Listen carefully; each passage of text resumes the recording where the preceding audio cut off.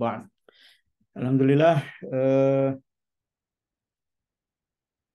Bapak dan Ibu ya, yang dimuliakan Allah Subhanahu wa taala, malam ini kita bisa berjumpa kembali untuk melanjutkan pembahasan kita, kajian kitab Siasa Al-Iqtisadiyah Al-Muslah, ya, karangan Syekh Abdurrahman Al-Maliki. Ini adalah pertemuan yang ketiga, kita lanjutkan. Untuk malam ini insya Allah kita akan bahas langsung dua bab ya di dalam kitab ini. Di bab 2 itu tentang al-ibqa ala nizamir rasumali, ya, bagaimana melestarikan sistem ekonomi kapitalisme, dan bab ketiga Syekh Abdurrahman Al-Maliki ini membahas tentang fasadun nizamil iqtisadi, fasadun nizamir rasumali, ya, kerusakan sistem ekonomi kapitalisme.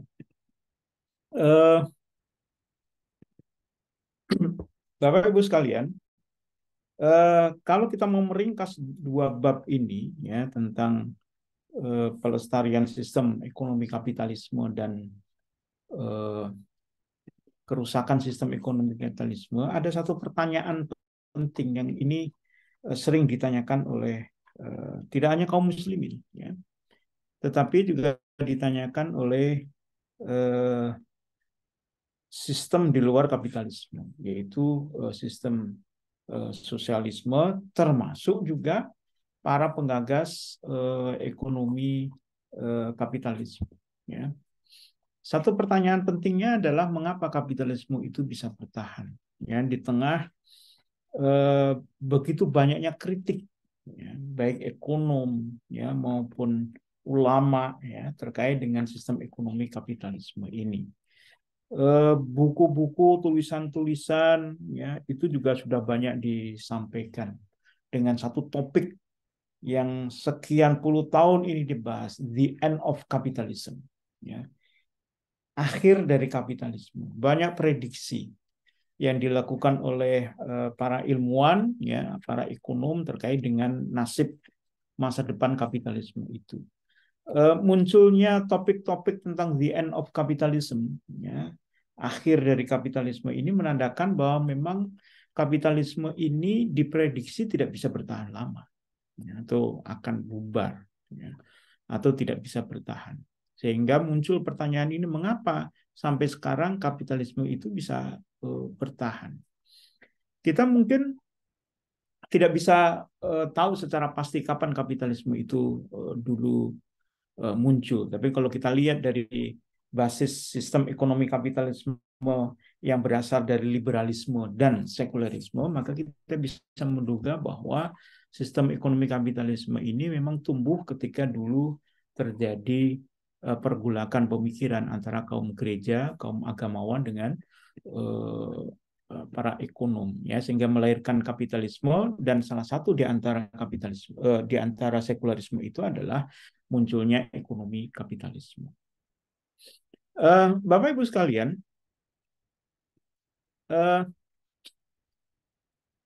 satu hal yang terjadi ya akhir-akhir ini ya, atau paling tidak 20 atau 30 tahun yang lalu, bahwa ekonomi kapitalisme ini mendapatkan perlawanan sengit dari sosialisme.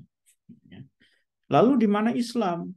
Ya, kita menyadari Islam sejak keruntuhan kekhilafan Turki Utsmani tahun 1924 tidak ada lagi perlawanan yang berarti dalam konteks ekonomi.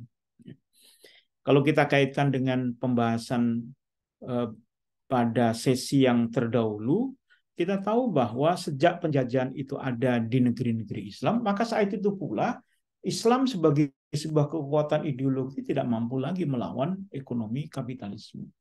Lalu muncul sosialisme, ya, yang sosialisme itu sekitar tahun 70-an kita tahu berhasil membentuk satu negara ya, di Uni Soviet yang memberlakukan ideologi sosialisme itu dalam sebuah negara ya, Uni Soviet ini. Sejak inilah maka kapitalisme itu semacam mendapatkan perlawanan yang luar biasa. Apalagi dalam teori-teori sosialisme mereka menganggap bahwa kapitalisme ini pada dasarnya adalah antitesis, gitu ya, sering kita dengar. Kapitalisme itu antitesis dari sosialisme. Jadi ketika kapitalisme itu nanti runtuh, maka yang akan menggantikan kapitalisme itu adalah sosialisme. Orang-orang sosialisme sangat yakin sekali waktu itu, ya. Gagasan Karl Marx, gagasan siapa namanya, Stalin misalnya, itu lalu kemudian diwujudkan dalam sebuah negara. Mereka yakin negara ini akan menjadi penguasa dunia dan akan meruntuhkan hegemoni dari kapitalisme. Tapi ternyata tidak. Yang terjadi justru sebaliknya, sosialisme lebih dahulu runtuh, ya, tahun 90-an runtuh dan tidak sanggup lagi melawan hegemoni dari kapitalisme. Ini satu hal yang menarik, Bapak Ibu sekalian. Kita coba pikirkan, ya. Dan ini tentu akan memberikan keyakinan kepada kita apa yang terjadi di dalam diri kaum muslimin, ya. Kita lihat satu pertanyaan. Kenapa sosialisme itu runtuh? Ya. Tidak seperti kapitalisme bisa bertahan. Karena dalam keyakinan kita, sosialisme itu salah, ya kan? Rusak, sistemnya itu tidak benar. Nanti akan kita bahas dalam sesi berikutnya. Tapi mereka berupaya untuk konsisten menjalankan sosialisme. Mereka pegang itu ideologinya, ya.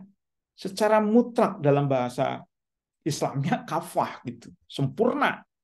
Ya, mereka lakukan semua teori-teori tentang sosialisme, mereka gunakan untuk mendirikan sebuah negara. Karena keyakinan itu dan kesempurnaan itu yang akhirnya mereka tidak sanggup lagi untuk bertahan karena berbasis kepada ideologi yang salah. Gitu. Pertanyaan juga, kalau Islam gimana? Kok Islam ini nggak bisa bertahan juga? Kok runtuh? Ya, tahun 1924 runtuh kedikjayaan dari Islam itu yang memimpin dunia itu. Jawabannya sebaliknya. Islam itu runtuh, sistem ekonomi Islam itu runtuh karena Islam meninggalkan kesempurnaan ideologinya. Kaum muslimin meninggalkan kesempurnaan ideologinya. Ini yang membuat runtuh. Ya, karena kita yakin Islam itu benar. Jadi kalau Islam itu benar diterapkan secara total, insya Allah akan bisa bertahan. Karena Allah menjanjikan itu. Tapi ternyata tidak. Islam itu runtuh. Berarti ada yang sebaliknya. Yaitu apa? Islam ditinggalkan oleh kaum muslimin yang menyebabkan ekonomi Islam itu menjadi runtuh. Nah, sekarang bagaimana dengan kapitalisme? Ya. Kita yakinlah bahwa kapitalisme itu adalah sistem yang batil. Sistem yang bertentangan dengan Islam. Karena bertentangan dengan Islam pasti memberikan mafsadat. Mafsadat pasti akan memberikan kerusakan. Segala sesuatu yang memberikan kerusakan pasti akan runtuh. Kan gitu teorinya. Tapi kenapa ini? Ya. Kok kapitalisme itu bisa bertahan sejak revolusi industri tahun 1700-an sampai sekarang kapitalisme bahkan semakin tumbuh. Seolah-olah semakin menjadi sistem yang menghegemoni dunia ini. Ya. Kenapa ini? Ini yang harus kita jawab. Ya. Jawabannya adalah ternyata ekonom-ekonom kapitalisme itu sadar sejak ada perlawanan sosialisme yang demikian luar biasanya, mereka sadar bahwa ternyata ekonomi kapitalisme ini kalau diadopsi secara sempurna akan memberikan bahaya yang akan menghancurkan dirinya. Mereka sadar itu. Dan tanda-tanda itu ada. Ya. Oleh karena itu, kalau kapitalisme sudah diduga akan segera runtuh, tapi kenapa tidak runtuh-runtuh juga? Itu karena ada perbaikan-perbaikan yang dilakukan oleh orang-orang kapitalisme, sehingga seolah-olah yang bolong-bolong di dalam kapitalisme itu bisa digantikan dengan sistem yang lebih baik. Ya. Sehingga teori-teori itu berkembang. Kalau Bapak Ibu sekalian belajar tentang teori ekonomi sekarang ini, ya masih dipakai teorinya eh, ekonomi klasik, ya kan, Keynesian dan sebagainya itu banyak dipakai sampai sekarang itu. Lalu apa yang berubah? Yang berubah adalah beberapa pola yang ada, yaitu apa, salah satunya ini, ya, ketika kapitalisme itu buntu, dia menghadapi perlawanan yang luar biasa, ya, dari sosialisme dulu, dan sekarang perlawanan juga masih ada, ya, dari orang-orang yang menyadari adanya kelemahan kapitalisme. Lalu kapitalisme coba untuk mengubah gaya, taktik, strategi, termasuk konsep-konsep yang dikembangkan, ya. Di sesi yang terakhir kita sudah bicara tentang bagaimana kapitalisme merubah metode penjajahan, ya. Hanya merubah cara penjajahan saja, tetapi metode penjajahan kita tahu tidak pernah berubah, ya. Jadi terkait dengan metode ini, kita menyadari selama ada kapitalisme maka penjajahan itu pasti ada. Itu yang harus kita camkan di situ. Tidak mungkin penjajahan di muka bumi ini hilang kalau kapitalisme masih ada, ya. Jadi kalau di dalam pembukaan Undang-Undang Dasar 45 dinyatakan bahwa kemerdekaan hak segala bangsa, kan gitu ya, dan penjajahan di dunia ini harus dihapuskan, maka sebenarnya kalau kita mau jujur, teks yang ada di dalam pembukaan itu mengarahkan kepada konsep kapitalisme itu tidak boleh lagi ada di dunia ini, ya, karena tidak ada yang mampu memberikan kemerdekaan kecuali hanya Islam saja, gitu, ya. Itu yang pertama. Lalu kapitalisme paham bahwa mereka ditentang itu karena adanya ketidakadilan di dalam ekonomi. Nanti kita tunjukkan. Lalu muncullah konsep tentang keadilan sosial. Ya, bagaimana hak-hak setiap orang di dalam sebuah negara atau di dalam sebuah sistem itu bisa terjamin kehidupan mereka. Ya, maka muncullah di dalam konsep-konsep kapitalisme itu ada namanya subsidi, ada namanya jaminan sosial, ya. Kalau kita sebut BPJS misalnya, ya, BPJS kita tahu di Indonesia ini diberlakukan. Lalu pertanyaannya, apakah BPJS ini bersumber dari cara-cara Islam? Jawabannya tidak, meskipun negara ini selalu mengatakan BPJS ini adalah gotong royong, saling tolong menolong. Tapi kita yakin tolong menolong yang ada di dalam BPJS yang dikembangkan, sistem jaminan kesehatan di Indonesia ini, bukan tolong menolong yang diharapkan oleh Islam, ya. Bahkan kita tahu ketika BPJS ini diberlakukan, negara yang menjadi rujukannya itu adalah Amerika, ya. Kita tahu Amerika itu adalah negara yang menerapkan kapitalisme di dunia ini. Sebagai contoh barometer kapitalisme itu ya Amerika, ya. Jadi konsep keadilan yang digembar-gemborkan oleh kapitalisme itu juga pada dasarnya adalah konsep keadilan menurut kapitalisme, ya, sebagai jawaban atas perlawanan sosialisme yang menghendaki seluruh masyarakat itu mendapatkan jaminan sosial, mendapatkan pendapatan yang merata, mendapatkan kekayaan atas atau mendapatkan sumber daya yang sama di setiap rakyatnya. Lalu yang ketiga, muncul kemudian konsep peningkatan pendapatan negara. Bapak Ibu semua kalau belajar tentang ekonomi, khususnya ekonomi makro, itu basis yang kita pelajari adalah bagaimana melakukan pertumbuhan ekonomi. Ya, selalu itu. Jargonnya itu pertumbuhan, pertumbuhan, pertumbuhan, pertumbuhan. Ya. Bahkan kalau dalam kampanye pemilihan presiden selalu kan yang dikatakan adalah pertumbuhan, pertumbuhan, pertumbuhan. Target pertumbuhannya adalah 7% kan gitu. Ekonomi akan meroket. Kalau ekonomi meroket, maka akan menyebabkan kesejahteraan itu terjamin. Ya, itu propaganda mereka. Nanti kita akan bahas apakah betul kalau terjadi pertumbuhan ekonomi, peningkatan pendapatan negara itu pasti akan menyebabkan masyarakat itu akan makmur. Dan yang terakhir tentu kapitalisme ini bisa bertahan dengan cara memanfaatkan negara-negara jajahan. Aji mumpung di sini. Mumpung masih bisa dijajah, maka harus keruk secepat-cepatnya. Ya, misalnya nikel. Ya, nikel ini luar biasa Indonesia ini. Ini penghasil terbesar dunia. Tapi katanya nikel ini hanya bisa bertahan 10 tahun. Habis itu habis. Ya, oh alam gitu. Tapi inilah yang dilakukan, kira-kira yang dilakukan oleh negara jajahan. Mereka tidak peduli tentang keberlanjutan pembangunan. Yang penting adalah bagaimana mereka bisa mendapatkan kekayaan itu dengan sebesar-besarnya. Itulah mengapa ya, dari kata kapital gitu. Jadi mereka itu fokus kepada kapital.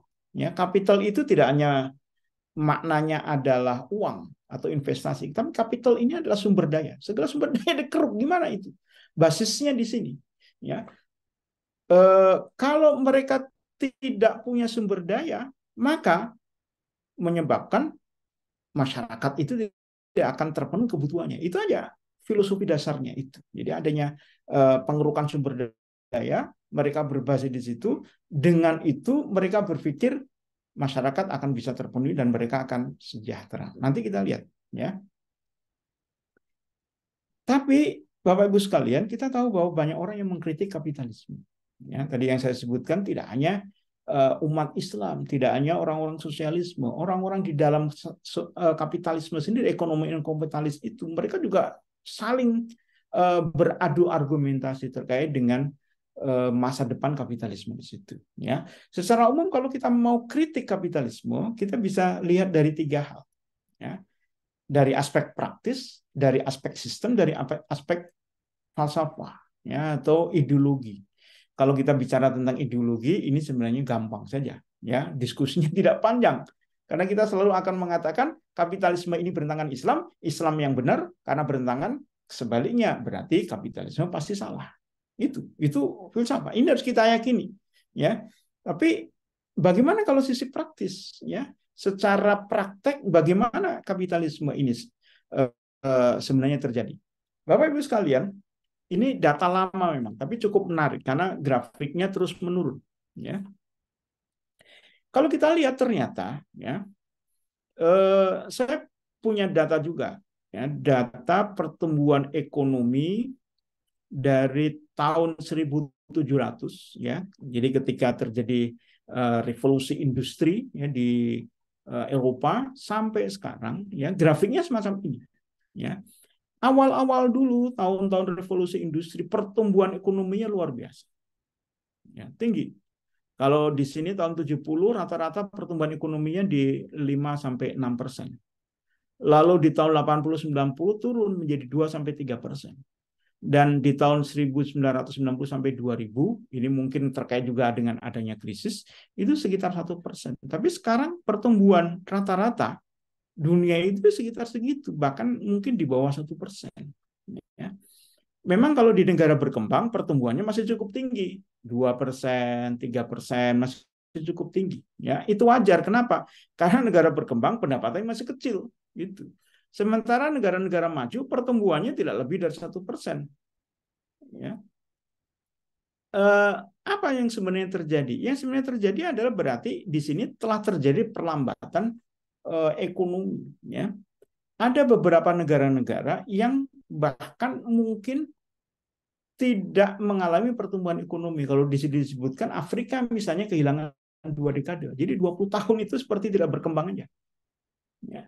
Amerika Latin kehilangan 1 dekade. Jadi sudah menurun ini perkembangannya. Ini asumsinya adalah ekonomi dunia ini sekarang disetir, ya, dengan sistem ekonomi kapitalisme. Jadi dengan data ini menunjukkan bahwa sistem ekonomi kapitalisme itu tidak membawa perkembangan ekonomi yang cukup baik dari tahun ke tahun, terutama di masa-masa sekarang ini. Ya. Kemudian yang lain kita bisa lihat, ya, seperti yang tampak di layar Bapak Ibu sekalian, apa yang terjadi? Ada perubahan besar di dalam sistem ekonomi kapitalis. Ya. Tahun 1971 ya, sektor real itu masih mendapatkan pangsa 90%. Jadi uang yang ada di dunia ini 90% digunakan untuk sektor real. Ya. Tahun 2000, uang yang digunakan di dalam transaksi sektor real itu hanya 5% saja.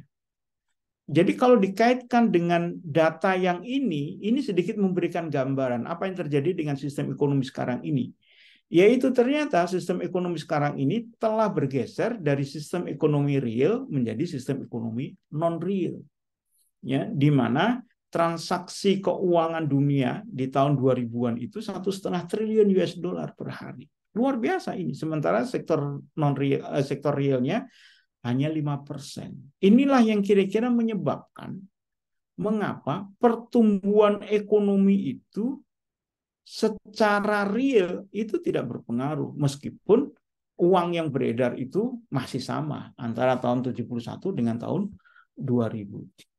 Ya, dalam sebuah teori ini yang disebut dengan teori orbit, ya, bahwa sektor real itu tidak disentuh oleh sektor moneter. Ya.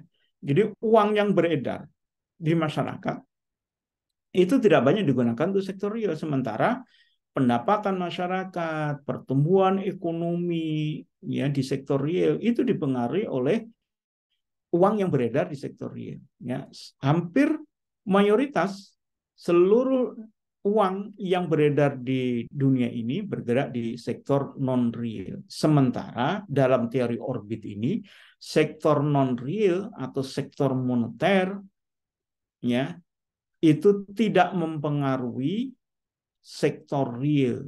Ya, jadi kalau misalnya pertumbuhan uang itu tinggi, ya, maka kita bisa menduga pertumbuhan uang ini digunakan di sektor non real, dan di sektor non real ini tidak akan menyebabkan sektor real ini tumbuh dengan baik. Ini akibatnya, ya, Bapak Ibu sekalian. Tahun 60-an hanya sebagian kecil saja yang masuk di dalam dunia keempat, ya, negara-negara yang miskin. Ya, ini mohon maaf, Indonesia tahun 60-an masih tergolong sebagai negara miskin. Ya, merah-merah di situ. Ya, termasuk di situ ada apa itu? India, ya kan? Ada Cina, ya, dan sebagainya. Apa yang terjadi di tahun 98? Ya, ini kebetulan memang saat terjadi krisis ekonomi atau krisis moneter saat itu, negara-negara miskin itu bertambah. Tidak hanya Indonesia, tapi sudah Uni Soviet itu sudah menjadi negara miskin. Padahal tahun 70-an Uni Soviet ini termasuk negara besar. Ya. Kemudian Afrika itu mayoritas menjadi negara miskin, termasuk Amerika Selatan, ya, itu menjadi negara miskin. Sementara negara-negara kaya kita lihat yang berwarna biru itu adalah satu Amerika Serikat, yang kedua negara-negara Eropa, dan yang ketiga adalah Australia, ya, yang kita tahu mereka adalah negara-negara yang tidak memiliki sumber daya alam yang baik, yang besar, tetapi mereka bisa menjadi negara kaya, sementara negara-negara miskin di situ memiliki sumber daya alam yang besar, ya, namun tidak mampu memberikan kesejahteraan bagi warganya. Ini menjadi pertanyaan-pertanyaan penting. Saya yakin Bapak Ibu semua nanti bisa menyimpulkan apa yang sebenarnya terjadi. Lalu apa akibat dari ekonomi kapitalisme? Kesenjangan. Ini yang disadari. Ya. Survei UNDP, ya, tahun 1800-an, ya, ini awal-awal revolusi industri, kesenjangan antara kaya dan miskin itu pendapatan per kapitanya 3:1. Jadi kalau orang kaya itu pendapatannya katakan 30 juta, maka orang miskin pendapatannya 10 juta. Tahun 1913 itu menjadi makin besar kesenjangannya, 11:1. Tahun 50, 35:1. 73, 44:1. Tahun 90 kesenjangan ekonominya adalah yang kaya mendapatkan 72 banding yang miskin adalah 1. Artinya kalau di Indonesia katakan yang miskin itu pendapatannya 1 juta, maka di Indonesia juga orang-orang kaya paling tidak mendapatkan pendapatan 72 juta. Ini terjadi. Tahun 2023, ya kira-kira 25 tahun dari ini, ya tentu kita bisa mendapatkan. Ada orang yang gajinya sebulan 1,5 juta, ya kan? Tapi ada orang yang dalam sebulan dia bisa mendapatkan gaji sampai 1 miliar, ya seperti direktur-direktur perbankan, ya mereka mendapatkan gaji yang luar biasa. Ini dampak, ya, kesenjangan. Apakah kesenjangan itu buruk? Ya, tentu kalau di dalam pandangan fitrah sunnatullah tidak mungkin setiap orang itu akan mendapatkan pendapatan yang sama. Tetapi kalau ini dampaknya sistemik, ya, secara umum atau mayoritas terjadi halnya semacam ini, tentu ini yang tidak diharapkan oleh Islam, gitu. Ya. Apa akibatnya? Kelas menengah menjadi hilang. Ya. Jadi kelas menengah ini kan kelas yang kira-kira di atas garis kemiskinan.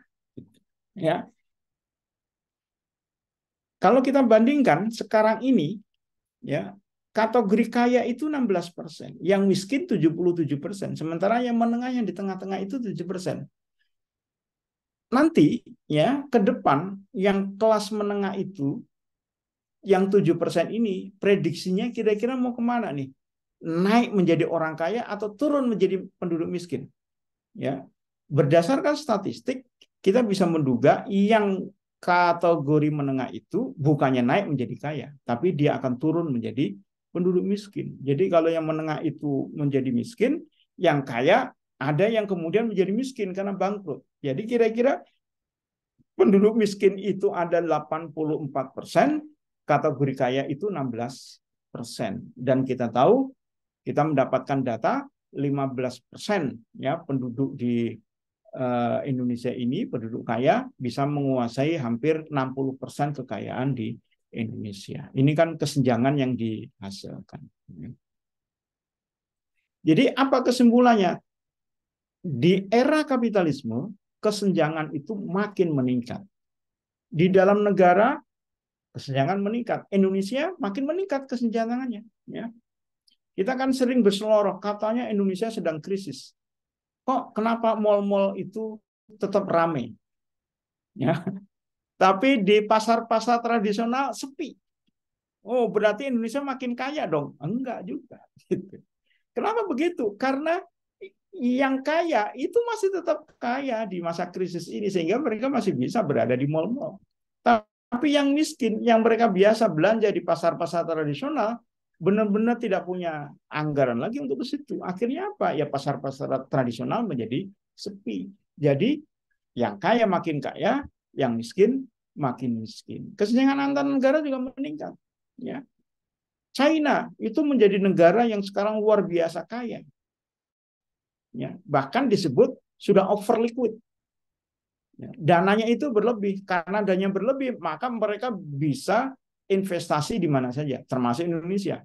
Ya, hampir semua investasi yang di Indonesia di akhir-akhir ini itu diberikan oleh China, gitu ya. Kemudian kesenjangan antar manusia di dunia juga makin tinggi. Ya, kekayaan orang terkaya di dunia itu, ya, menurut penelitian 10 orang terkaya di dunia itu kekayaannya bisa setara dengan 10 negara termiskin di dunia. Coba bayangkan. Artinya apa? Artinya orang-orang kaya itu kalau disuruh membeli negara itu bisa. Ya. Dan ini yang terjadi kan? Era di mana banyak negara-negara gagal bayar, ya, Pakistan, ya, atau apa namanya itu kemarin negara-negara di Afrika, ya kan, itu gagal bayar, ya, itu kan artinya aset negara itu tanda kutip sudah dikuasai oleh swasta yang memberikan investasi di negara mereka, ya.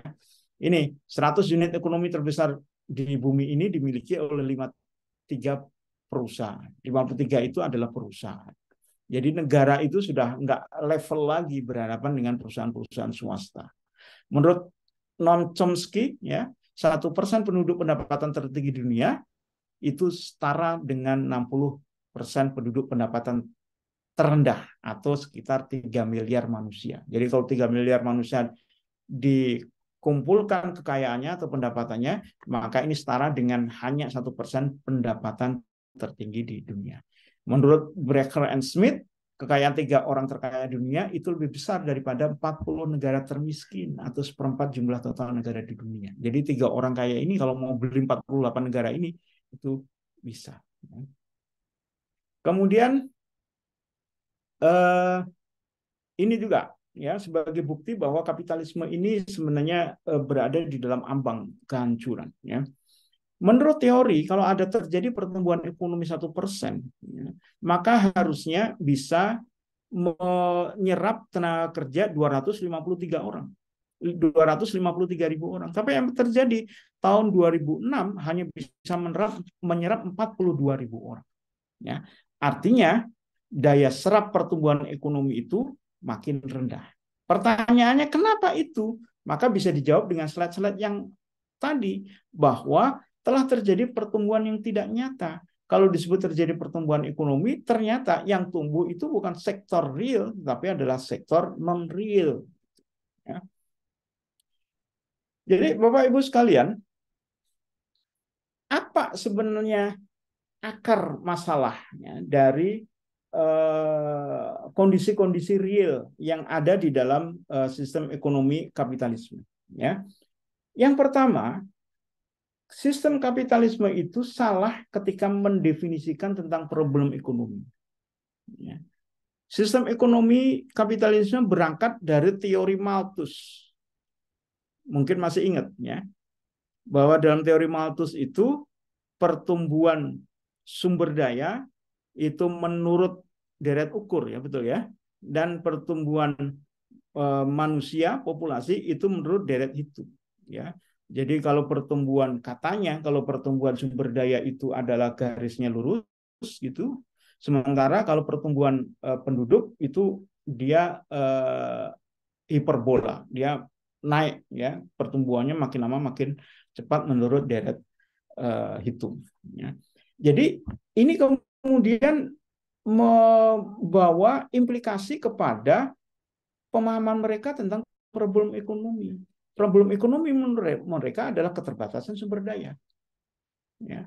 Sumber daya ini nggak tumbuh dengan cepat, sementara pertumbuhan manusia tumbuh dengan cepat dan keinginan manusia tumbuh juga dengan cepat. Ya. Maka menurut mereka ekonomi ini tidak akan mungkin untuk memenuhi seluruh kebutuhan manusia. Ya. Lalu karena problemnya adalah sumber daya, bukan problem di mindset manusia terkait dengan keinginan atas pemenuhan kebutuhannya, maka solusinya pun menjadi salah. Solusi mereka itu apa? Produksi akhirnya. Bukan menekan keinginan mereka, tapi produksi ini harus ditingkatkan. Produksi dalam teori itu yang tadi disebutkan di slide sebelumnya, ini yang disebut dengan pertumbuhan ekonomi. Maka muncullah teori-teori tentang pertumbuhan ekonomi, bahwa produksi ini harus terus dilakukan agar pertumbuhan ekonomi meningkat. Kalau pertumbuhan ekonomi meningkat, maka setiap kebutuhan yang ada, setiap keinginan yang ada itu bisa diselesaikan. Ini tentu sebuah pandangan yang salah. Ya, kenapa? Karena pada dasarnya kebutuhan manusia itu terbatas. Dan Allah sudah memberikan jaminan atas rezeki setiap makhluk hidup yang ada di muka bumi ini. Semuanya dipenuhi. Dan ternyata terbukti Bapak Ibu sekalian bahwa teori Malthus ini terbukti salah. Kenapa? Karena faktanya sampai sekarang ya, stok sumber daya yang ada di dunia ini melimpah. Sangat melimpah. Dan pasti cukup. Kalau ada yang miskin, ya, misalnya di Indonesia ini, Indonesia ada yang miskin, nggak sanggup makan misalnya. Persoalannya bukan tidak ada beras, tapi persoalannya adalah bahwa orang tersebut tidak mendapatkan kesempatan untuk mendapatkan beras. Ini yang disebut dengan distribusi. Ya. Dia miskin, iya betul, tidak sanggup untuk mendapatkan beras, iya betul, tapi kapitalisme tidak pernah menganggap atau tidak pernah mengkaji kenapa dia tidak sanggup untuk mendapatkan beras. Ya. Yang mereka pahami adalah setiap orang punya sumber daya dari kapital tadi, maka setiap orang itu mestinya dengan kapital yang dimiliki pasti bisa memenuhi kebutuhannya. Sementara di dalam dunia nyata, nggak semua orang itu punya kapital. Orang yang sakit tidak punya kapital, orang yang dia tidak mendapatkan akses terhadap informasi pekerjaan, dia tidak bisa bekerja dan seterusnya dan seterusnya. Akhirnya orang-orang seperti ini tidak mendapatkan pendapatan, karena tidak mendapatkan pendapatan, maka dia menjadi miskin. Nah, ini problemnya di situ, problem distribusi. Ya. Sudah jam 9 nih ternyata. Kita lanjut sedikit ya. Lihat ya. Ya. Nah, berdasarkan apa namanya mindsetnya tentang problematika ekonomi itu, maka kemudian kapitalisme dibangun. Ya, apa bangunannya? Bahwa manusia itu dibebaskan untuk memiliki, bebas, ya, tidak dibatasi sepanjang tidak menyebabkan orang lain katanya, ya, itu terzolimi. Tapi definisi itu juga tidak jelas bagi mereka.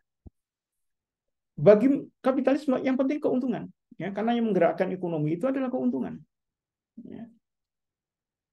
Keuntungan itu diperoleh dari sumber daya, itu kira-kira. Maka kalau Bapak Ibu semua belajar tentang ekonomi, masih ingat kan di dalam ekonomi rumah tangga itu, rumah tangga yang memiliki sumber daya berupa apa namanya tenaga manusia, dia akan mendapatkan upah. Yang punya uang dia akan mendapatkan bunga atau riba. Ya, yang dia punya tanah mendapatkan sewa dari apa tanah yang dia miliki dan seterusnya. Itu yang terjadi. Ya, jadi intinya sewa, riba atau bunga itu adalah bagian keuntungan yang dimiliki bagi siapa saja yang memiliki sumber daya. Lalu persaingan itu bebas. Maka wajar kalau di dalam pelajaran ekonomi kita selalu diajarkan tentang pasar persaingan sempurna. Ya, kita belajar dulu di SMP atau mungkin di SMA itu selalu diajarkan pasar persaingan sempurna, yaitu pasar yang tidak ada barier yang menghalangi persaingan itu. Jadi bebas. Kenyataannya tidak ada pasar persaingan sempurna. Pasti ada pihak-pihak yang kuat di dalam pasar itu yang kemudian menguasai pasar. Muncul monopoli atau monopsoni, kan? Itu kan orang-orang yang punya pasar. Ya. Nggak semua orang bisa melakukan akses terhadap sumber daya alam. Kenapa? Karena ternyata hanya pihak-pihak tertentu saja yang diberikan kewenangan untuk mengelola sumber daya alam, sumber daya tambang, apakah batu bara atau nikel atau yang lain, itu selalu diberikan kepada orang-orang tertentu saja. Jadi apa artinya? Sebenarnya teori ekonomi kapitalisme yang mengatakan persaingan itu harus sempurna, pasar yang terbaik ada persaingan sempurna, dalam realitasnya di dalam pasar ekonomi kapitalisme tidak akan mungkin terjadi. Kemudian mereka membanggakan mekanisme pasar. Jadi kalau ada orang miskin dan orang kaya, bagaimana agar orang miskin bisa menjadi kaya? Maka menurut mereka serahkan saja kepada mekanisme pasar. Pasar akan membagi kekayaan. Ya. Dan karena semuanya diserahkan kepada mekanisme pasar, negara kemudian tidak lagi mau berandil ya atau memberikan peran di dalam ekonomi. Negara hanya mengatur regulasi saja. Ya, itu menurut teori-teori ekonomi kapitalisme. Apa akibatnya? Seperti yang kita jelaskan di bagian awal tadi. Ya, jadi intinya apa, Bapak Ibu sekalian? Kapitalisme ini adalah sistem filsafat ya di dalam ekonomi yang menganut liberalisme. Ya, serba bebas di sana. Manusia itu bebas karena menurut kapitalisme manusia itu tidak ada yang jahat. Ya, agama tidak lagi diperlukan. Ya, budaya Machiavellisme boleh melakukan apa saja dalam rangka untuk mendapatkan tujuan, itu boleh dilakukan. Ya. Kemudian prinsip laissez-faire, ya, negara tidak boleh berkontribusi di dalam mengatur ekonomi masyarakat. Ya, kemudian diserahkan kepada the invisible hand, yaitu mekanisme pasar.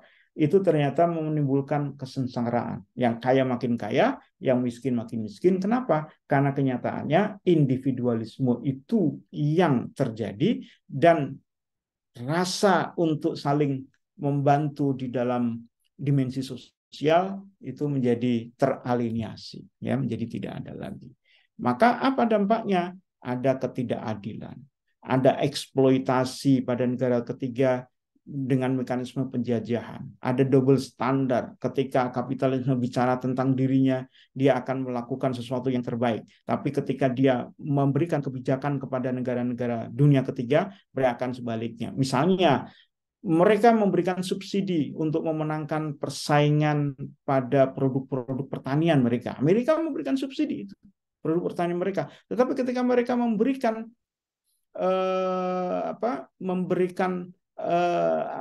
rekomendasi kepada negara-negara berkembang, mereka bilang lepas itu subsidi. BBM lepas subsidinya, tidak boleh ada subsidi pupuk, tidak boleh ada subsidi ekspor dan sebagainya. Sehingga terjadilah diskriminatif, ya. Lalu prinsipnya produksi. Apa akibatnya? Mereka tidak pernah merasa cukup, ya. Kalau perlu, ya, menurut mereka seluruh dunia itu akan mereka kuasai semua, sehingga negara-negara dunia ketiga dia hanya mendapatkan remah-remah saja sebagai belas kasihan dari negara-negara kapitalisme. Maka muncullah konsumerisme, ya. Mereka ingin segala hal. Ketika makin kaya, mereka bisa dengan mudah untuk membelanjakan hartanya untuk hal-hal yang konsumerisme. Dan yang tadi kita sebutkan, gejala alienasi, ya, dan anomali sosial itu sudah ada. Tidak ada. Kalaupun ada namanya CSR, ya, di perusahaan-perusahaan kapitalistik, ya, atau ada dana sosial, ya, atau orang-orang kaya itu membuat foundation, ya, lembaga yayasan sosial. Itu pada dasarnya bukan semata-mata ingin membantu masyarakat, tapi mereka hanya ingin menurunkan tekanan mereka kepada masyarakat. Sehingga masyarakat yang awalnya mau untuk melawan, itu akhirnya bisa diredam dengan memberikan sumbangan-sumbangan atau subsidi-subsidi itu. Jadi misalnya kalau di Indonesia ini perusahaan-perusahaan tambang besar kemudian membuat sekolah, memberikan sumbangan, menyediakan fasilitas jalan dan sebagainya, jangan harap itu karena kesadaran mereka untuk membantu. Tapi itu hanya cara mereka agar masyarakat di sekitar mereka itu tidak mengganggu aktivitas kapitalistik mereka. Jadi Bapak Ibu semua, inilah yang terjadi dalam sistem ekonomi kapitalis, ya. Kapitalisme telah melakukan segala hal untuk menjadikan dirinya itu tetap eksis di dunia ini, ya. Tapi di sisi yang lain ternyata mereka berhadapan dengan sistem ekonomi mereka sendiri yang secara filosofis, falsafah, ideologis, termasuk secara sistemik terjadi kerusakan-kerusakan, ya. Dan kita berharap tentu nanti ekonomi Islam ini tumbuh, ya. Karena sebenarnya kalau kita bicara bagaimana caranya agar ekonomi Islam itu, ekonomi kapitalis itu akan ambruk, maka yang pertama, kita yakin ekonomi kapitalis itu akan ambruk dengan sendirinya karena mereka berada di dalam basis yang rusak.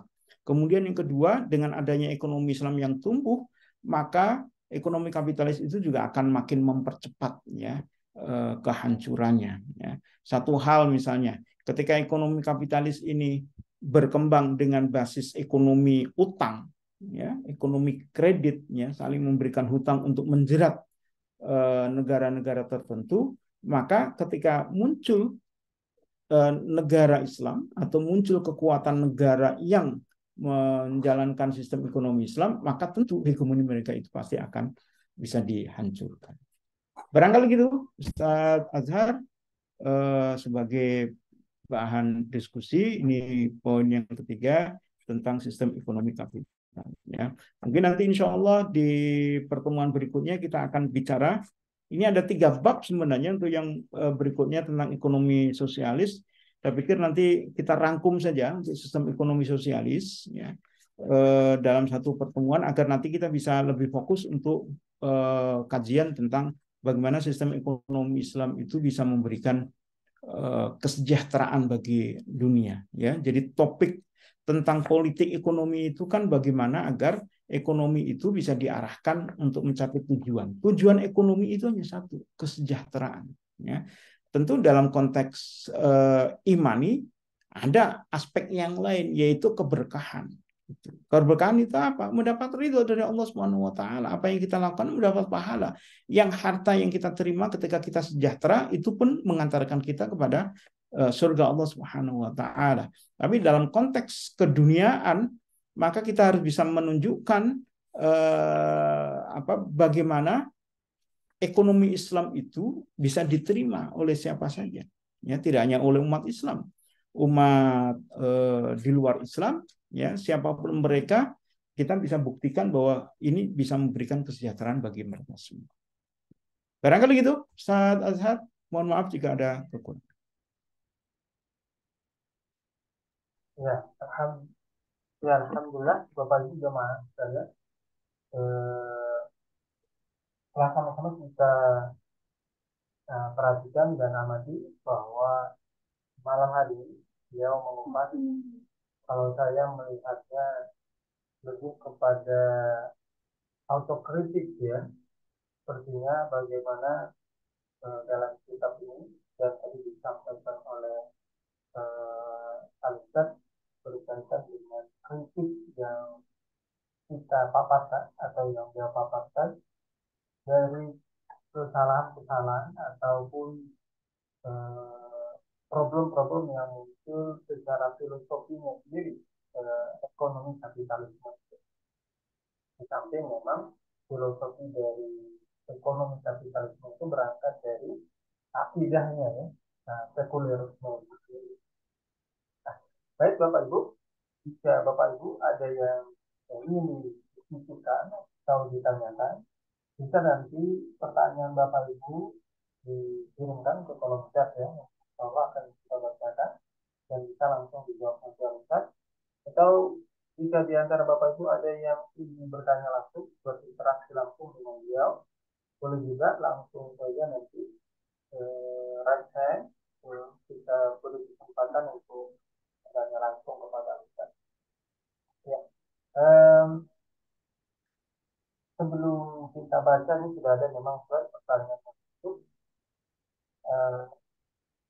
Saya tangkap tadi kayaknya belum terjawab, Ustaz, dari semacam clue. Ya. Ada yang sepertinya belum saya tangkap jawaban dari kenapa hari ini kapitalisme itu masih bertahan. Ya, tadi Islam runtuh. Nah, bedanya runtuhnya bukan karena kompetitornya, tidak pesaing ideologinya, tetapi karena memang internalnya yang meninggalkan ajaran Islam. Kalau sosialisme pun begitu, runtuh. Nah, kalau sudah begini kan persaingan antara ideologi, kalau kita masuk ke dalam ideologi yang buat mendepan ideologi, benturan peradaban itu udah harus lagi. Tapi persaingan ideologinya udah ada. Nah, ini boleh dijawab, kayaknya memang saya tadi belum nangkap. Memang saya memang nggak nangkep tadi. Kenapa masih bertahan, ya? Padahal sudah jelas. Bahkan data hari ini Amerika itu beberapa bulan yang lalu juga shutdown ekonomi. Pemerintahnya pun ditutup. Nah, masih saja bertahan. Nah, ini gimana jawabannya? Ya, secara eksplisit memang tidak saya sebutkan tadi, ya. Tapi implisitnya kan begini. Kalau kapitalisme itu bisa bertahan, ya, di dalam slide tadi saya sebutkan, dan itu dipaparkan juga dalam kitab ini, bahwa karena kapitalisme menyadari mereka tidak mungkin lagi untuk menerapkan kapitalisme secara kafah, gitu. Ya, kalau kapitalisme menerapkan konsisten teori-teori mereka, konsisten diterapkan nih, nggak bertahan lama mereka seperti sosialisme hancur. Tapi apa yang dilakukan oleh kapitalisme tadi? Penjajahan diubah, kan gitu. Karena setelah Perang Dunia Kedua itu kan semangat untuk merdeka kan luar biasa. Coba kalau misalnya kapitalisme itu bertahan, pokoknya penjajahan itu harus berdasarkan penjajahan fisik. Negara harus dikuasai. Itu perlawanannya luar biasa. Dan itu akan terjadi gerakan dunia. Nah, ini seperti tahun 40-an kan begitu. Ya kan? Mesir merdeka tahun 44, kemudian diikuti semangatnya oleh Indonesia 45, kemudian diikuti oleh apa namanya? Oleh negara-negara di Arab ya kan, kemudian di Pakistan dan sebagainya, itu kan kemudian menggema itu ya. Lalu Amerika pinter ini. Ini kalau saya lanjutkan begini, maka itu pasti, maka Amerika berada di dua tangan kan gitu. Satu sisi Amerika itu seperti memberikan semangat negara-negara untuk merdeka, ya kan? Tetapi Amerika tahu negara ini harus bisa dipegang. Maka caranya gimana? Dilakukanlah upaya-upaya memberikan semacam bantuan-bantuan yang kita sebut dengan strategi Marshall itu kan. Dikasih bantuan-bantuan itu, kasih sumbangan-sumbangan. Kalau nggak mau dikasihkan stick. Kalau mau dikasihin carrot kan gitu. Ya, yang mau dapat sumbangan dikasih, yang nggak mau dapat sumbangan gebuk kan gitu. Ya, seperti Indonesia, 45 kasus sumbangan kan nggak mau itu. Ya, mau alam gitu. Apakah memang nggak ada sama sekali investasi? Ya, pasti adalah itu investasi Indonesia. Sampai tahun 65 itu kan nggak mau juga.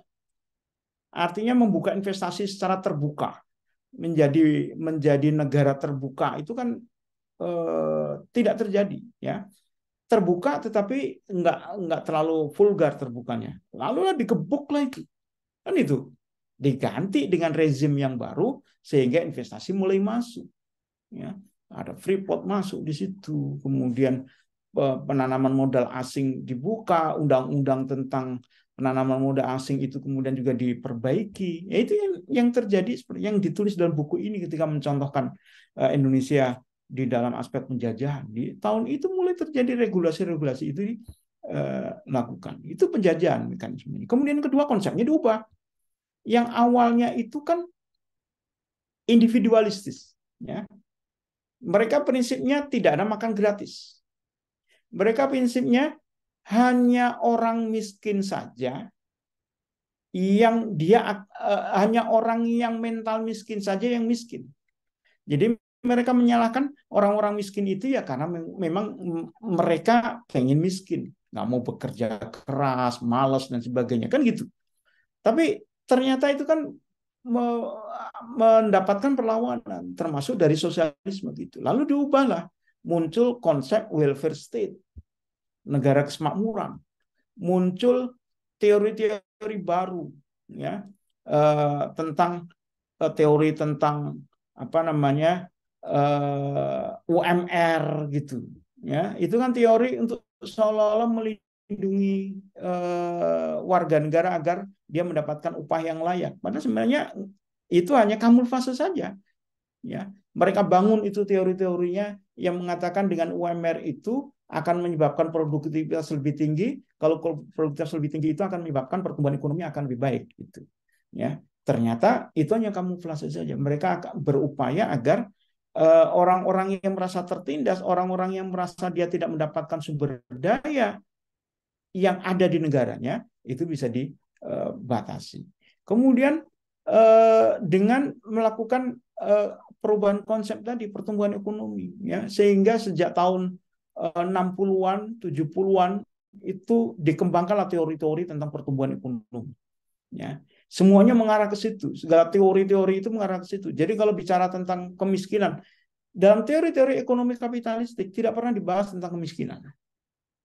Ya, ada teori itu, ya, maksudnya kemiskinan itu sebagai persoalan mereka, tapi cara memecahkan masalahnya bukan dengan cara yang dilakukan oleh Islam, tapi cara ekonomi kapitalisme adalah dengan pertumbuhan ekonomi. Mereka yakin kalau pertumbuhan ekonomi tinggi, kemiskinan itu akan hilang. Seperti yang sering digembor-gemborkan oleh Bapak Presiden kita, kalau ekonomi kita 7%, maka kemiskinan itu akan turun. Bukan? Ekonomi itu meroket, maka kemiskinan itu akan turun. Kenyataannya tidak. Ini berarti apa? Ini kamuflase aja jargon pertumbuhan ekonomi. Kenyataannya pertumbuhan ekonomi itu tidak menjamin kemiskinan itu bisa hilang. Kenapa? Yang saya tunjukkan. ekonomi makin tinggi. Memang pertumbuhan ekonomi tinggi, tapi ternyata yang mendapatkan manfaat terhadap pertumbuhan ekonomi itu hanya orang-orang kaya saja. Orang-orang miskin tetap aja miskin. Itu. Maka anekdotnya itu kan alhamdulillah gitu. Ini sadistik ya, sarkastik sebenarnya. Indonesia turun kemiskinannya karena yang miskin-miskin itu sudah meninggal. Kan itu. Ini kan sarkastik ya. Itu satu apa namanya? Teori yang ya memang seperti itu karena kita tidak bisa berharap untuk mengentaskan kemiskinan kalau hanya dengan bermodalkan pertumbuhan ekonomi. Nah, yang ketiga dalam konteks mempertahankan negara kapitalistik itu, maka mereka akan secepat mungkin mengeruk sumber daya alam yang ada di negeri-negeri yang masih mereka kuasai. Itu. Tadi misalnya dibilang Amerika ini kolaps. Sebenarnya Amerika kolaps itu nggak aja sekarang. Udah berkali-kali itu Amerika itu. Ya. Apa namanya itu? Pemerintah di lockdown itu. Udah berkali-kali. Dan pernah kejadian tahun 60-an atau tahun 70-an Amerika begitu. Ya. Tahu nggak ketika Amerika itu pernah kolaps tahun 70-an itu, siapa yang menyelamatkan Amerika? Sejarah membuktikan ternyata yang menyelamatkan ekonomi Amerika saat itu adalah Freeport.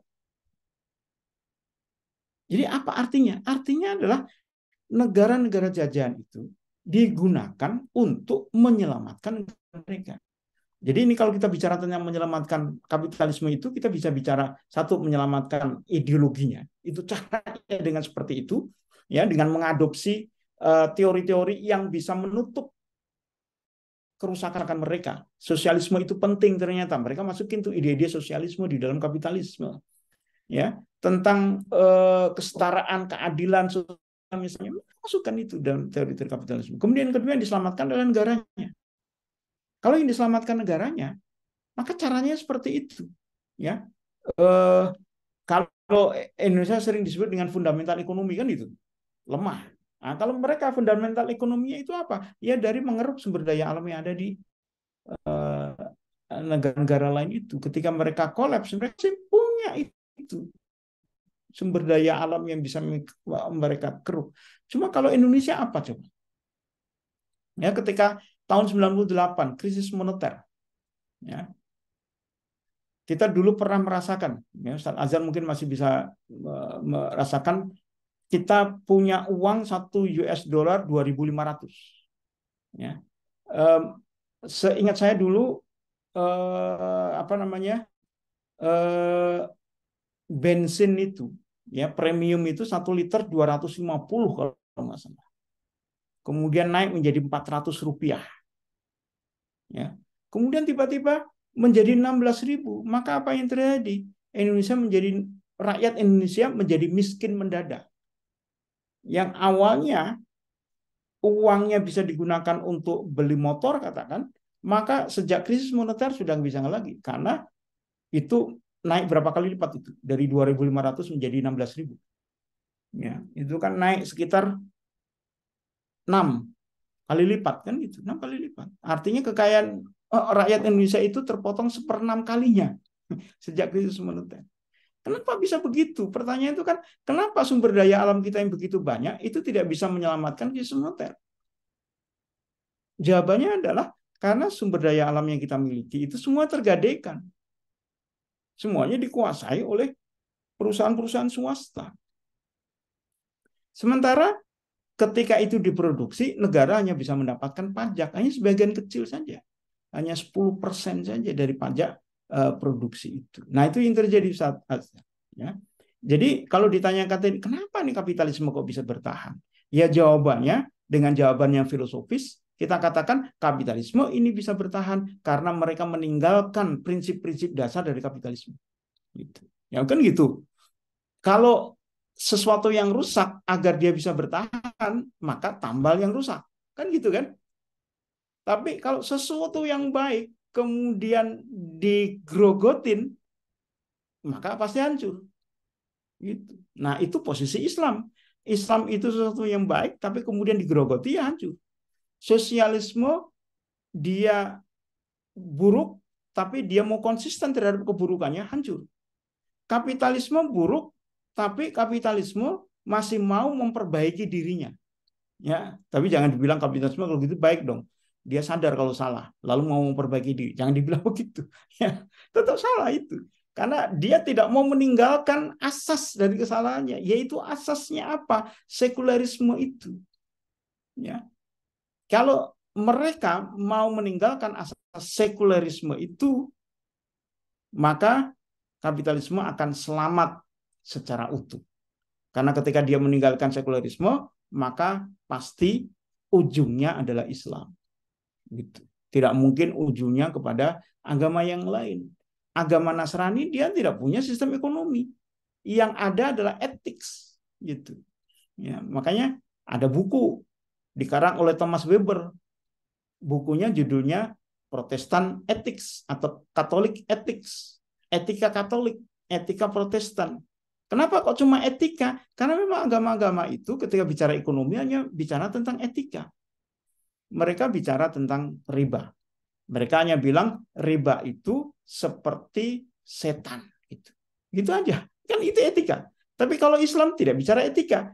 Islam mengatakan riba itu haram. Bagi yang tidak mau meninggalkan riba, diperangi oleh Islam. Diperangi oleh Allah dan Rasulnya. Itu artinya apa? Mereka itu akan dikeluarkan dari Islam. Kira-kira kan begitu. Ya, jadi kalau Islam itu tidak bicara tentang etik, tapi bicara tentang sistem. Ya, maka Islam, kapitalistik, sosialistik, ini adalah tiga ideologi yang sekarang boleh dibilang sedang di dalam arena pertarungan.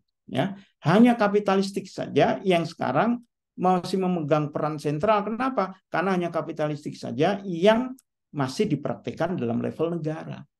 Sistem itu, ya, apapun sistemnya, termasuk sistem ekonomi, hanya bisa diuji dan hanya bisa memberikan dampak kalau dia ada di level negara. Kalau cuma di level individu, nggak ada dampaknya. Ya, kita ngomongin tentang sistem ekonomi Islam, tapi bicara di level individu, yang ada adalah etik saja. Oh, kalau ekonomi Islam itu yang penting jujur, ya kan, tidak menipu, harus apa namanya, ya, adil dan sebagainya, itu saja. Ya. Sementara kalau dalam level negara, maka ekonomi Islam akan banyak bunyinya. Bank-bank yang ribawi ditutup, kan gitu. Kenapa? Karena bertentangan dengan ekonomi Islam. Siapa yang curang akan dihukum. Itu kan? Ada sanksi. Nah, itu konteksnya itu. Ya, jadi balik, kapitalisme bisa bertahan karena mereka mencoba memperbaiki kesalahan-kesalahan mereka. Itu. Nah, kita tinggal tunggu saja sampai sekuat apa kesalahan itu bisa diperbaiki. Ya. Karena kita tahu ujung dari semua itu insya Allah Islam. Ya, ketika semua diperbaiki, ujungnya Islam. Makanya sekarang kan orang sering bilang, kok sekarang orang-orang kapitalis lebih Islami ya? Kok kayaknya eh, para pengusaha-pengusaha kelas dunia itu banyak yang nyumbang itu, nyumbang ke Palestina gitu kan, nyumbang ke Suriah, nyumbang ke negara-negara miskin. Ini kok kelihatannya negara-negara itu lebih lebih Islami dibandingkan dengan negara-negara Islam itu sendiri. Ini kira-kira orang menyangkanya begitu. Tapi apalah namanya itu, ini sebenarnya menunjukkan bahwa fitrah manusia itu selalu mengarah kepada Islam, insya Allah. Itu, Ustaz. Semoga bisa dipahami. Nah, sama. Ya, artinya eh, kita bisa mendapatkan jawaban kenapa hari ini kapitalisme itu masih bertahan. Ya, memang sesuai dengan filosofi mereka ya, pragmatisme. Kalau ada salah di situ, ada salah di situ. Ya, alhamdulillah. Ini sudah ada pertanyaan kan, kita langsung jawab pertanyaan yang sudah masuk dari Pak Dodowi. Iya. Beliau mengkonfirmasi, bukannya kebalik Ustaz, pertumbuhan sumber daya alam seperti itu, sedangkan pertumbuhan manusia dari ukur. Monggo Ustaz tanggapannya. Ya, ya, saya mungkin yang salah. Karena ini saya kalau dual ini sering kebalik-balik gitu. Ya. Betul, deret hitung itu pertambahannya 1 jadi 2, jadi 3, jadi 4 gitu. Kalau deret ukur dari 1 menjadi 2, menjadi 4, menjadi 8, menjadi 16 gitu maksudnya ya. Mungkin kebalik saya. Baik, terima kasih Pak Dodo. Sudah ditanggapi ya Pak Dodo, harap masih bergabung ya, masih bergabung ya. Kemudian pertanyaan selanjutnya dari Ibu Hasna. Bismillahirrahmanirrahim. Izin bertanya Ustaz, apakah 3 orang terkaya itu keturunan kaum Yahudi atau Israel yang memiliki bank-bank dunia, media massa dan produk atau waralaba sehingga mampu menyisir seluruh dunia? Bagaimana caranya saat kita kaum muslimin ini mampu meruntuhkan dinasti kaum kafir tersebut? Kalau Ustaz, mohon tanggapan ini. Ya, baik. Yang pertama, apakah mereka termasuk keturunan dari Yahudi? Wallahu alam, tapi indikasinya memang mengarah ke sana. Ya, kenapa saya sebut wallahu alam? Karena sekarang itu kan kita berada di dalam sistem ekonomi kapitalis yang tadi saya sebut dengan ekonomi hutang, ya, atau ekonomi non real. Agak sulit untuk kita menentukan siapa. Misalnya kita bilang begini, siapa pemilik bank BCA sekarang ini? Mungkin ada yang mengatakan keluarga Anu, gitu ya. Tapi kenyataannya siapa walam? Kenapa? Karena keluarga Anu itu untuk memiliki bank BCA utang juga, gitu. Gitu. Dia utang dari mana? Utang bisa dari bank lain. Yang kedua bisa juga mendapatkan dari penjualan saham. Lalu pertanyaan siapa yang beli saham itu? Terus gitu, ya. Jadi kalau kemudian dirunut, ya, maka kita bisa menduga bahwa kan gini, di dunia ini kan ekonomi itu kan disetir dengan uang. Ya. Cara untuk menentukan siapa yang punya sumber daya itu kan seberapa banyak dia punya uang itu. Ya. Logikanya begini, uang dunia ini mana yang kontrol? Atau siapa yang kontrol? Atau uang apa yang kontrol? Kan uang dolar. Uang dolar itu siapa yang mengeluarkan? Amerika. Banknya namanya apa? Federal Bank. Ya. Kalau kita katakan siapa pemilik Federal Bank itu, ya kita tahu, ya kan gitu, yang disebut sebagai yang pemilik perbankan itu, ya kan, Rockefeller dan sebagainya, gitu ya. Kita tahu mereka rasnya apa gitu, ya. Tapi kita sebenarnya jangan kemudian menjadi orang yang inferior. Maksudnya begini, mereka kaya-kaya ya, mereka punya uang sebegitu banyaknya. Jangan salah, ya. Inilah yang harus kita patut kita pikirkan. Uang yang beredar sekarang itu, ya, itu kan uang utang, debt money, gitu ya. Uang yang beredar paling banyak di dunia itu adalah uang dolar. Sekarang pertanyaannya, apakah ketika dolar dicetak itu ada backup sesuatu yang memiliki nilai intrinsik? Dulu adalah emas dan perak, ya. Sekarang ini tidak ada lagi karena Bank Sentral Federal Bank Amerika ketika mencetak uang tidak lagi berbasis itu. Basisnya adalah kepercayaan negara-negara dunia bahwa Amerika itu bisa bayar, ya, atas uang itu. Jadi kalau Amerika makin banyak mengeluarkan uang atau mencetak uang itu kan artinya apa? Makin banyak utangnya. Jadi kalau saya, ya, berpikir jangan khawatir. Jangan khawatir apa? Karena mereka sebenarnya adalah orang-orang yang utangnya paling banyak kok. Mereka itu hanya pegang uang yang imajiner saja. Sebenarnya adalah uang. Uang itu diwakili oleh apa? Diwakili oleh sumber daya. Ketika uang dilepaskan di dalam negeri maupun di luar negeri, itu kan berarti ada sumber daya yang digunakan untuk membackup itu. Ya.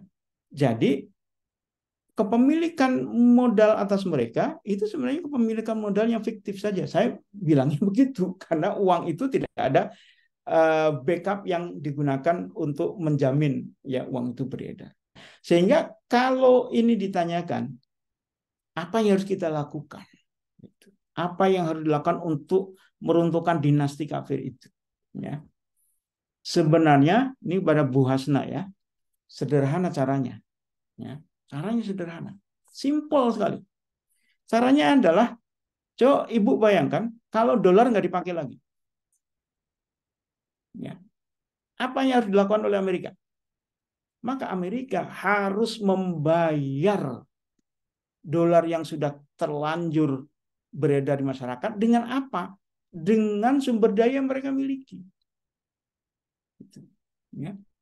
Nah, ini yang ditakuti oleh Amerika. Makanya pengamat mengatakan dulu kenapa Muammar Gaddafi, ya, apa namanya itu, negara mana? Muammar Gaddafi, ya, jadi lupa. Libya, Libya. Ya, ketika mengakuisisi Kuwait waktu itu kan, sebenarnya bukan itu. Problemnya itu adalah apa? Karena Muammar Gaddafi ini sedang menginginkan untuk menggunakan mata uang baru. Nah, ini mengkhawatirkan karena Muammar Gaddafi ini ingin minyak yang dibeli itu dibayar dengan uang jenis lain. Khawatir ini. Kenapa? Karena uang Amerika tidak dipakai lagi di ekonomi, maka Amerika harus membayar itu, mengganti itu dengan sumber daya yang mereka miliki. Ya. Sekarang Amerika khawatir dengan Cina, ya, ketika mau menggunakan uang yuan untuk dalam perdagangan luar negeri. Khawatir ini. Kalau dolar semakin nggak dipakai. Kalau dolar semakin nggak dipakai, maka permintaan akan dolar akan turun. Kalau permintaan akan dolar turun, maka nilai dolar akan turun. Kalau nilai dolar akan turun, terus turun, maka suatu ketika kalau dolar tidak lagi dipercaya karena negara-negara menganggap dolar Amerika tidak sanggup untuk mengganti dengan sumber daya yang dia miliki, nilai dolar kan bisa menjadi nol. Kalau nilai dolar menjadi nol, apa yang terjadi, Bu? Di Amerika, udah selesai, kolaps. Gitu. Itu teori sederhananya. Tapi pertanyaannya, siapa yang berani melakukan itu? Ya kan? Ketika Libya melakukan itu, hancur. Ketika Irak melakukan itu, hancur. Mana lagi? Uni Eropa, selevel Uni Eropa mau membuat euro sebagai mata uang mereka, hancur. Ya, maka mereka gunakan Inggris itu untuk mengacak-acak Uni Eropa. Akhirnya Inggris kan tidak mau masuk dalam Uni Eropa. Dia Brexit kan gitu. Ya. Dia British exit, dia keluar dari Uni Eropa. Nah, itu yang dilakukan oleh Amerika begitu. Ya. Jadi ini sekaligus untuk menjawab contoh-contoh tadi. Kenapa kemudian kapitalisme bisa bertahan? Karena yang dilakukan itu. Yang dilakukan terus itu. Setiap ada yang ini ya, gaya penjajahan diubah. Kalau dia tidak bisa secara ekonomi, ya hancurkan secara fisik. Ya. Nah, dengan kata lain, kalau negara-negara di dunia ini tidak ada yang mampu untuk melakukan, termasuk Cina kan belum mampu itu untuk menggantikan dolar itu dengan yuan. Berarti tinggal satu negara yang bisa melakukan itu. Yaitu apa? Daulah Islamiyah. Ya. Yang ketika menerapkan sistem mata uang dinar dan dirham, atau bukan dinar dan dirham semuanya namanya, yang lebih penting adalah berbasis emas dan perak, ya, maka di sini nanti akan terjadi keseimbangan ekonomi. Negara-negara di dunia yang mau berdagang dengan negara Islam, yang notabene ada negara yang kaya sumber daya alamnya, maka mereka nggak mau harus menyediakan emas. Itu bukan menyediakan uang kertas yang mereka cetak sesuka hati seperti Amerika. Amerika butuh minyak kita. Kalau kamu punya emas silahkan beli. Kan gitu kira-kira. Ya. Nah, gimana agar Amerika itu tidak sewenang-wenang, kalau kamu nggak mau pakai dolar, saya hancurkan. Maka daulah Islam harus menjadi negara yang kuat. Gitu. Nah, inilah dalam konteks ekonomi, berarti negara Islam itu harus memiliki sistem ekonomi yang kuat.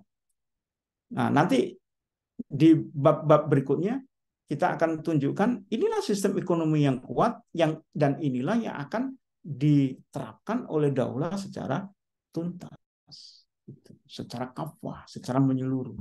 Ya. Nah, caranya begitu.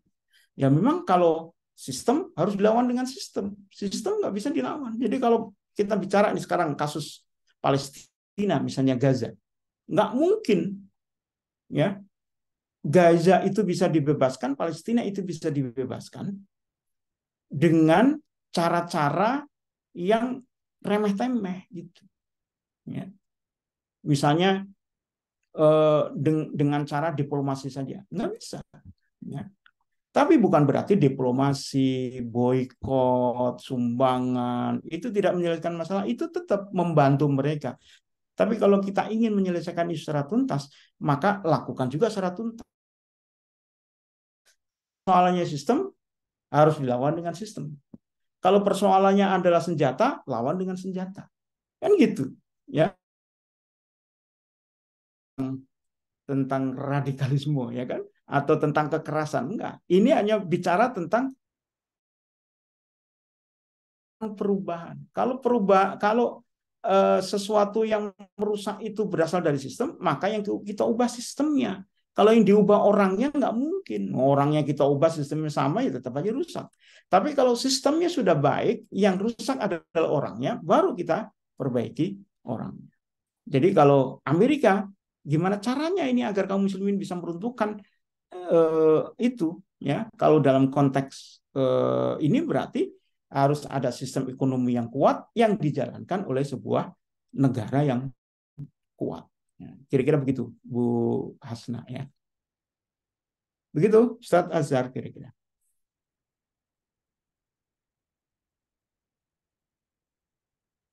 Ya, alhamdulillah. Um, Bu Hasan, seperti dari jawab dengan tuntas dari Ustaz tadi ya. Ini Ustaz, pertanyaan terakhir Ustaz.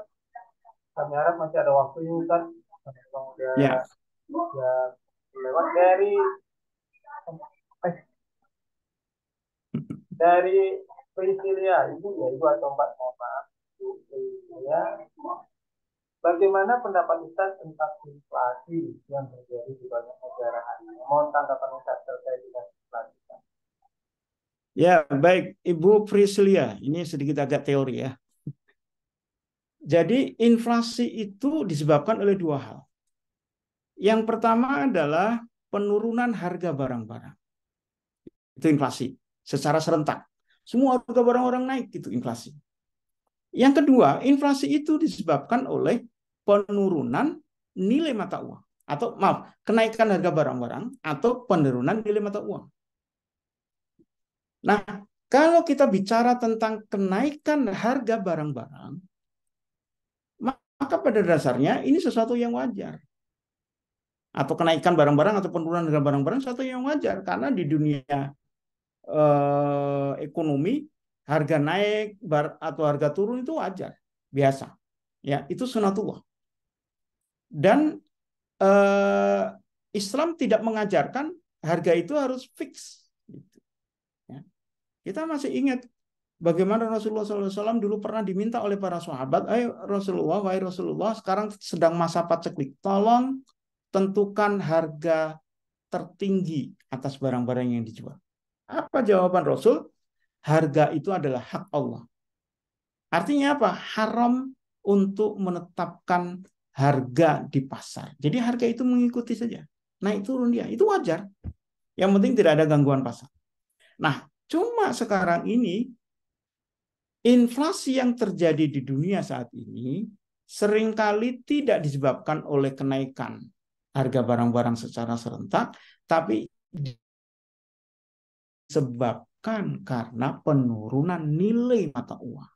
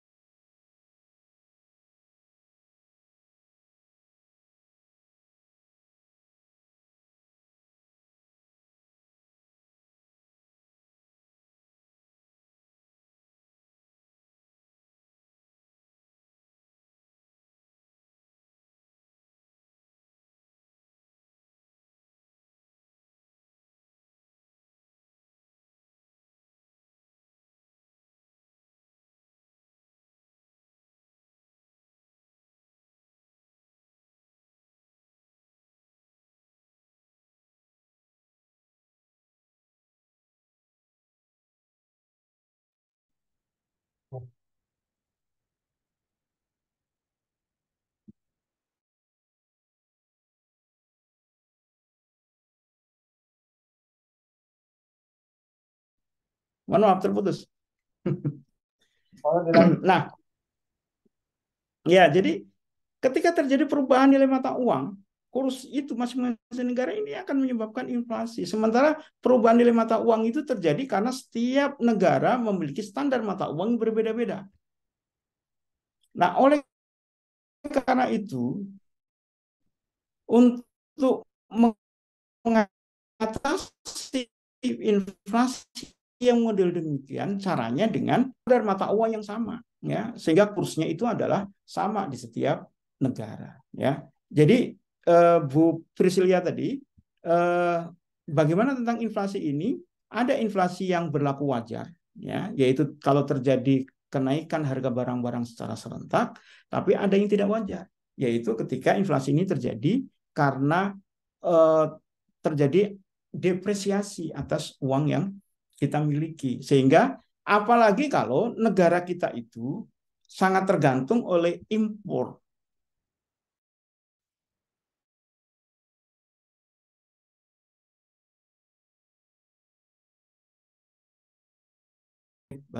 Ustaz,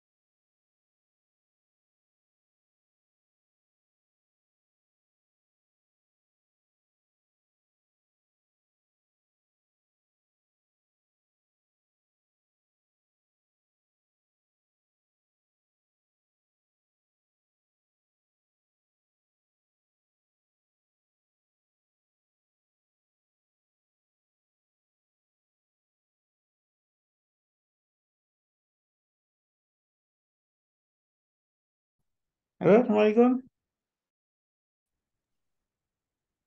Monggo Ustaz.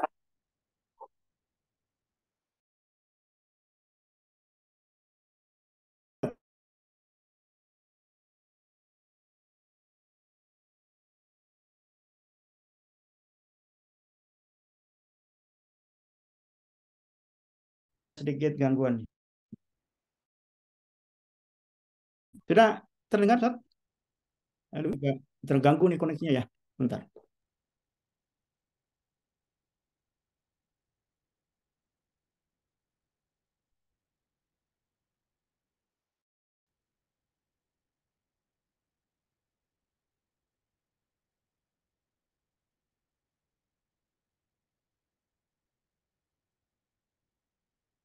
Halo, sudah terdengar, Ustaz?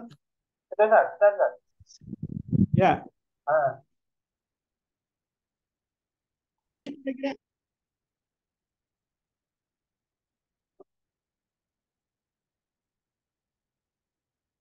ya, coba kita konfirmasi dulu Ustaz ya ke Ibu. Priscilia, Priscilia ya, Ibu Priscilia atau Mbak, mohon maaf. Nah, Iya, tadi ada yang mau nggak apa-apa Bu. dikonfirmasi lagi? Iya, Ada yang mau dikonfirmasi lagi? ini sih apa namanya? Saya kebetulan tidak berada di Indonesia, saya lebih tepatnya berada di Turki. Jadi Sistem moneter yang ada seperti tadi saya.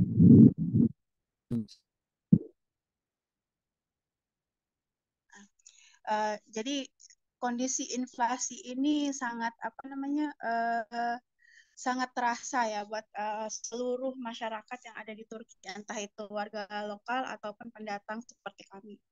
Dan tadinya saya sempat berpikir gini, oh ini kan karena Turki setelah fase khilafah gitu kan, setelah mengganti uang menjadi lira itu selalu mengalami inflasi. Tapi kondisi sekarang itu inflasinya yang teramat parah. Jadi kalau dulu satu lira itu besar nilainya, kalau sekarang itu bukan apa-apa gitu.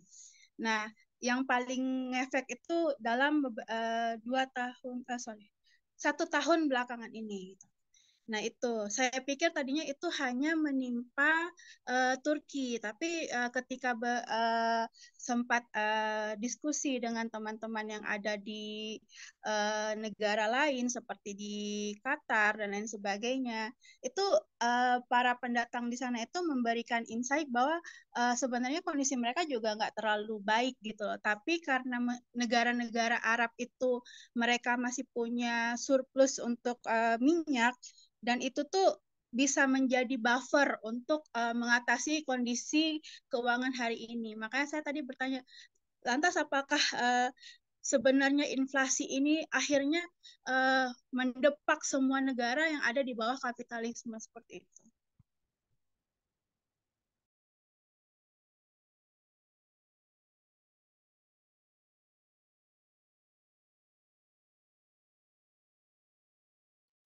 Maaf, itu voice-nya tertutup.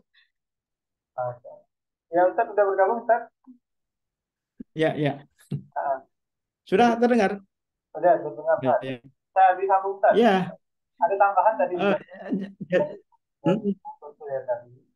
Bahwa posisi iya, beliau, saya mungkin terputus tadi ya, tapi saya menangkap yang akhir. Jadi memang betul, memang kalau kita bicara tentang eh, dunia Islam, sistem ekonomi yang ada di dunia Islam, ya,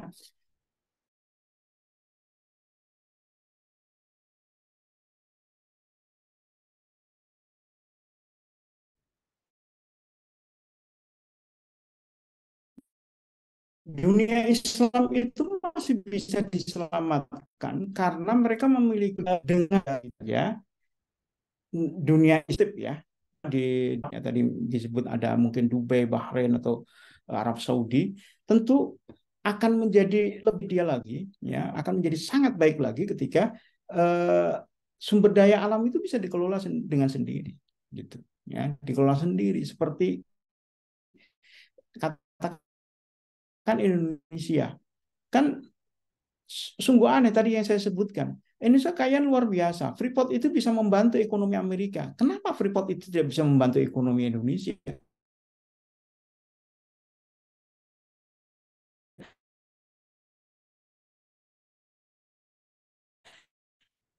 Itu tanda tanya besar.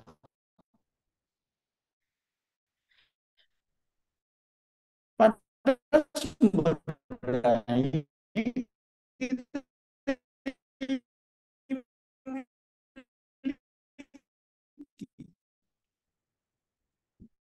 ekonomi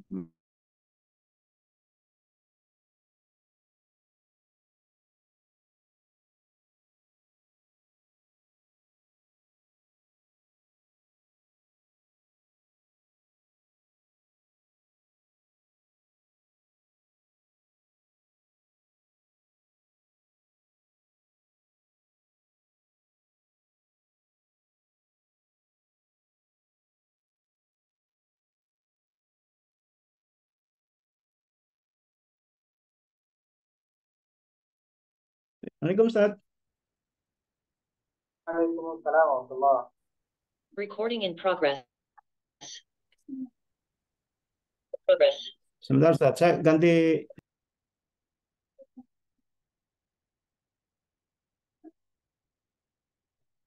Bentar Bapak Ibu ya, insyaallah ini memang di penghujung, mudah-mudahan nanti kita bisa langsung ke statement dan Ustaz.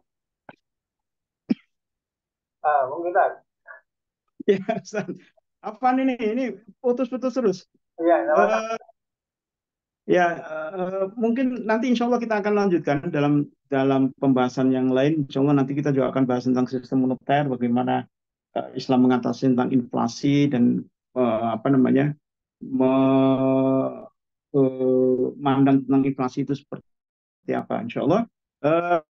Jadi intinya memang kita sekarang berada dalam situasi yang sulit, ya. Kita punya sumber daya alam yang luar biasa, tapi kita berhadapan dengan satu kekuatan besar, yaitu sistem ekonomi kapitalisme. Seperti yang tadi ditanyakan, tentu menjadi tanggung jawab kita bersama untuk sama-sama peduli terhadap negeri ini, ya, peduli terhadap umat Islam, dan kepedulian itu bisa dengan cara, ya, kita levelnya level dakwah, kita sampaikan. Ini mungkin pemikiran yang tidak lazim, ya, di masyarakat, ya. Boro-boro mikirin tentang sistem politik Islam, mikirin tentang perut saja itu sudah luar biasa, apa namanya, luar biasa rumitnya gitu. Tapi insya Allah pemikiran-pemikiran besar, dan itu lahir dari pemikiran Islam, itu penting untuk kita sampaikan. Kesabaran kita itu tentu, ya, nggak usah khawatir ini mungkin tidak ditanggepin dan sebagainya, karena memang kadang-kadang pemikiran besar itu membutuhkan waktu, ya. Yang penting keyakinan saja. Eh, dalam apa namanya, satu ibroh misalnya, ya, tentu kita bisa mengambil ibroh dari seorang Stalin gitu, yang dia punya gagasannya salah saja, dia berani mati, berani untuk berkorban dalam rangka untuk mewujudkan di dalam praktek kenegaraan itu. Apalagi kita yang yakin bahwa sistem Islam itu adalah sistem yang terbaik, tentu ini harus membawa kita kepada kekuatan besar, motivasi besar untuk memperjuangkannya. Barangkali gitu Ustaz Azhar. Mohon maaf nih Bapak Ibu sekalian atas gangguan-gangguan yang ada. Insya Allah di lain kesempatan kita akan bahas lebih lanjut lagi. Terima kasih. Assalamualaikum warahmatullahi wabarakatuh. Waalaikumsalam warahmatullahi wabarakatuh. Ya, alhamdulillah Bapak Ibu. Jadi setidaknya bahwa hegemoni kapitalisme tadi seperti yang saya sampaikan melalui salah satunya saja ya, dengan dolarnya, dominasi dolar itu hanya bisa dilawan oleh kekuatan besar. Meskipun hari ini sudah dilakukan berbagai negara, baik Eropa, China, namun tidak mampu, maka kita menanti ya satu negara yang hari ini kita cita-citakan, kita dambakan bisa menjadi peruntuh dominasi dolar ya, seperti yang disampaikan oleh Ustaz, yaitu khilafah Islamiyah. Kemudian juga sepertinya kita juga masih menanti ya sistem ekonomi apa yang tahan banting ya terhadap inflasi ya, karena memang tadi ini cukup menarik pembahasannya, hanya saja memang ada kendala, tapi insya Allah di segmen yang akan datang kita akan dengarkan, pastikan lagi bagaimana sistem ekonomi apa yang bisa menahan ya atau bisa bertahan dari dampak inflasi. Kalau hari ini kapitalisme tidak mampu memberi solusi terhadap dampak inflasi, yang mudah-mudahan ke depan kita akan terima nanti jawaban itu dan di kajian yang akan datang insya Allah. Jazakallah khairan kepada Ustaz waktu dan kesempatannya, mudah-mudahan yang